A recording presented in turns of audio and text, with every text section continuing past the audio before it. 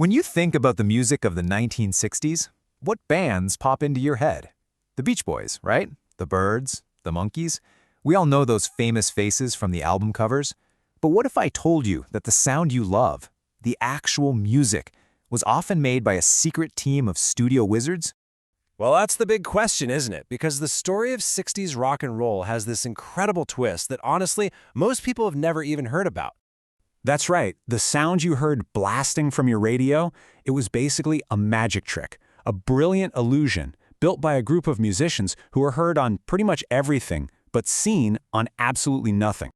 Okay, so to really get this, we've got to jump in our time machine and head back to the LA studio scene in the late 50s and early 60s, because something huge was happening, a real changing of the guard. See, on one hand, you had the first call players. These were the established pros, older guys from the big band era. We're talking suits, ties, very formal. And frankly, they thought this new rock and roll stuff was just noise. But then, a new breed of musicians showed up. Young, energetic, wore jeans and t-shirts. They grew up on jazz and R&B, and for them, rock wasn't noise. It was a wide-open canvas. And you know, the old guard, they were not happy. They were so threatened by these young players, they claimed they were going to wreck the industry. Well, as the legendary drummer Hal Blaine tells it, he and his friends just laughed, and they took that insult and wore it like a badge of honor. They started calling themselves the Wrecking Crew. And they didn't wreck the industry, oh no. They became its secret engine. So who was the first person to really see what these guys could do? Well, that would be the genius and notoriously difficult producer Phil Spector. He had this massive new sound in his head, and he knew he needed a special kind of army to build it.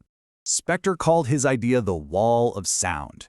And it was exactly what it sounds like. He'd cram a tiny studio with like 3 drummers, 4 guitarists, a couple pianos, all playing the exact same part over and over again until it became this tidal wave of music.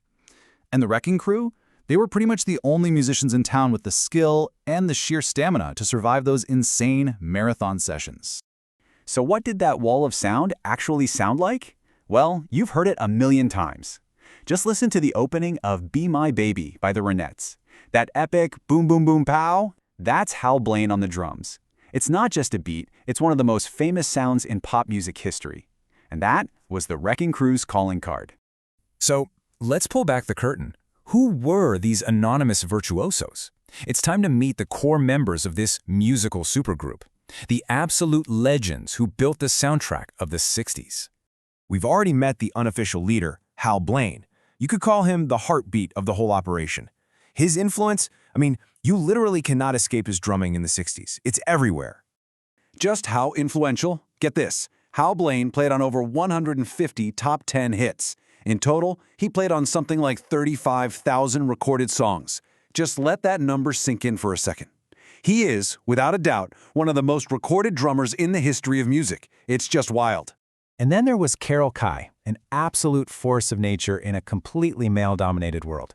She was this incredible jazz guitarist, and one day, the bass player didn't show up for a session. So, on a whim, she picked up the bass, and basically never put it down again. Her melodic, groovy bass lines, which she played with a pick, became the secret weapon on huge tracks like Good Vibrations and The Beat Goes On. That pick gave the bass this unique punch that just sliced right through those old AM radio speakers. She quickly became Brian Wilson's absolute go-to bassist. On guitar, you had Tommy Tedesco. They called him the Chameleon. Why? Because if a producer needed a little Spanish flair, a funky R&B riff, or heck, even the sound of a sitar, they called Tommy. He was famous for being able to read and play anything on site instantly, which saved studios a ton of time and money. And get this, before he was the Rhinestone Cowboy, the superstar Glenn Campbell was a core member of the Wrecking Crew. His guitar playing was all over the radio. He was so good, in fact, that when Brian Wilson of the Beach Boys had to stop touring, who did they call to fill in on bass and sing those high harmonies on the road? Yep, Glenn Campbell. Okay, so you've got this dream team of musical masters, and this is where the story gets really, really interesting. See, producers didn't just hire them to get a certain sound. They started using them to secretly replace the actual band members on their own hit records. Let's start with a classic, the Byrds' game-changing version of Bob Dylan's Mr. Tambourine Man. This song basically invented folk rock. Well, here's the secret. The producer, Terry Melcher, was worried the young guys in the Byrds couldn't nail the song in the limited, expensive studio time they had. So he made a call. The only member of the Byrds who actually plays on that iconic track is Roger McGuinn on his jangly 12-string guitar. The entire rhythm section, the drums, the bass, all of it, that's the Wrecking Crew. But, okay, the most famous example of this, it's gotta be the Monkees. They were put together for a TV show, right? The Prefab Four? They were hugely popular, but at first, the producers wouldn't even let them play instruments on their own records. And this chart says it all. The music you hear on their first 2 albums, we're talking monster hits like Last Train to Clarksville and I'm a Believer, was performed from top to bottom by the Wrecking Crew. The Monkees came in later and just added their vocals. But the one that might really blow your mind is the Beach Boys. Now, this wasn't because they weren't talented, they were incredible. But as Brian Wilson's musical genius exploded and his arrangements got more and more complex on albums like the masterpiece Pet Sounds, he needed the absolute studio precision that only the Wrecking Crew could deliver. So here's how it worked. It was like a well-oiled machine. The rest of the Beach Boys would go on tour.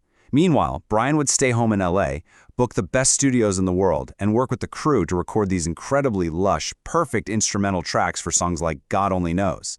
Then, when the band got back from the road, their job was to lay down those legendary vocal harmonies right on top of the crew's flawless musical foundation.